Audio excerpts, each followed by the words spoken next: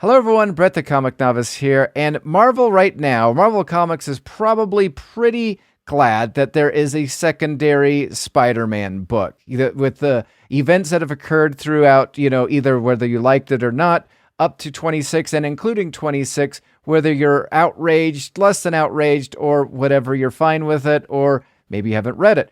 Either way, Marvel's probably pretty glad that they have a secondary book, and that is this, Spider-Man, written by Dan Slott, art by Mark Bagley. And I will tell you, I actually have been really enjoying the art, so much so that, I've decided to pick up a couple of the Ultimate Spider-Man omnibuses just because of the Mark Bagley art, and whatever.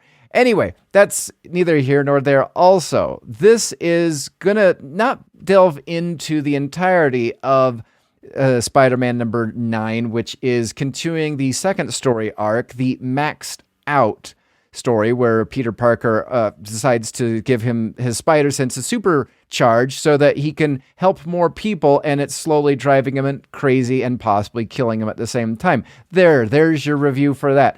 What this video is actually focusing on is the events that, spiraled out of issue number 7, which is the SpiderBoy reveal. So when we look at, the events of issue number 7, we have, as, Peter Parker was stabbed by a dagger and taken out of the web of whatever it was. And then, we had a couple people make their appearances and this and that. And then we had a mysterious return that nobody actually was really aware of. And we get the reveal of SpiderBoy, Bailey the SpiderBoy, which people have forgotten, which according to all of the lore, this dagger wiped people out and also their memory out of existence. And then, Bailey just kind of did a weird thing where, because he wasn't remembered, obviously probably being a child, he raged out and left. So that's where we last left off. This was a very widely, this is so in demand that we now not only have a second print of Spider-Man number 7, but now we have a third printing with another Bailey Spider-Man cover. So again, This is going to be the most interesting thing coming out of the Spider-Man comics, is the intrigue, the mystery surrounding Bailey the Spider-Man. What is it going to do? Is this going to take off maybe like Miles Morales Spider-Man? Now, in issue number 8, we find, again, Peter Parker has supercharged his powers. Bailey is just doing his Bailey thing. He touches this building that was burned, and Peter had saved some people. And he was able to connect to kind of Peter's senses and figuring out what happened or what he didn't do, and the rage kind of surrounding the entirety of, his, the reason why he decided to supercharge his spider powers. Then we get Peter Parker, basically supercharging his spider sense. Bailey feels it, to the point where Bailey knows that something's wrong. What have you done to yourself? You're totally messing with your anatomy or whatever. Again, in both issues 7 and 8, we have Bailey making appearances on 2 separate pages. It almost seems as though it's a slow trickle of, Bailey SpiderBoy. And then in issue number 9, the one that I just barely read, we have Bailey kind of stalking Peter because he's kind of curious what's going on. Again, he does know that Peter Parker has done something to his anatomy. And then, of course, you get Norman Osborn, who is now the Golden Goblin because he's no longer green. And in the story, he uses the pumpkin bomb to basically kind of paralyze Peter Parker's senses because, according to what we find out later, if Peter would not like his brain to be leaking through his ears, he'd better stop and kind of get some help.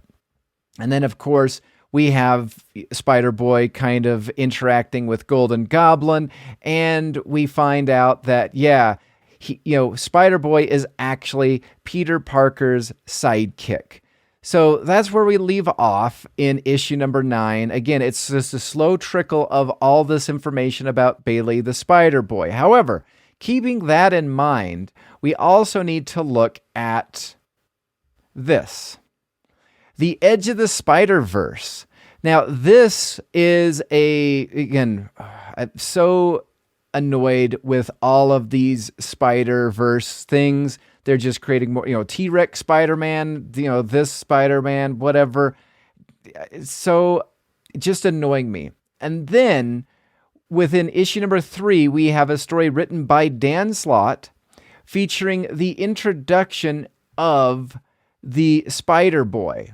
So again, we have this, we have multiple covers for featuring the SpiderBoy. It's not just his comic. It is, we have the Spider Smasher, whatever, that is going to be featured in this. Is going to be kind of an interesting, I guess if you're worried about or interested in picking up maybe limited edition things, I can already tell just by how much engagement I'm getting on my videos that this SpiderBoy is going to be a huge thing, which means that maybe, some of these first printings, even fourth printings or whatever, because of the limited run, could be, worth picking up if you are one of those type of people that do.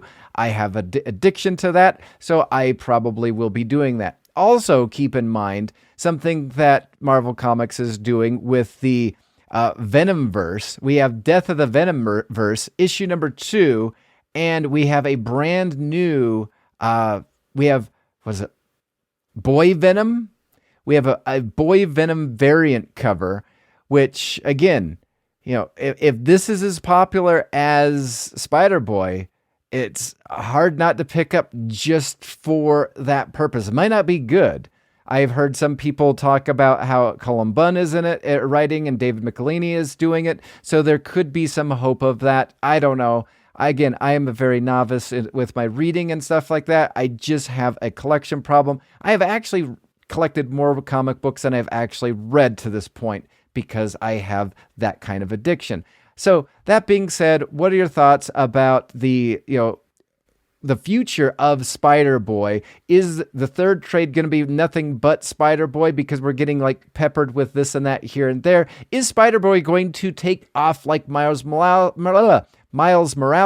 or is it just going to be something that was overhyped? We got overreaction, and then it's just going to fade away into the never-ending story nothingness. I'd love to hear your thoughts. Like, subscribe, comment down below. I appreciate it. And until next time, I will see you in the dollar section where some of these SpiderBoy comics will be found because of over-ordering. Thanks for watching. Bye.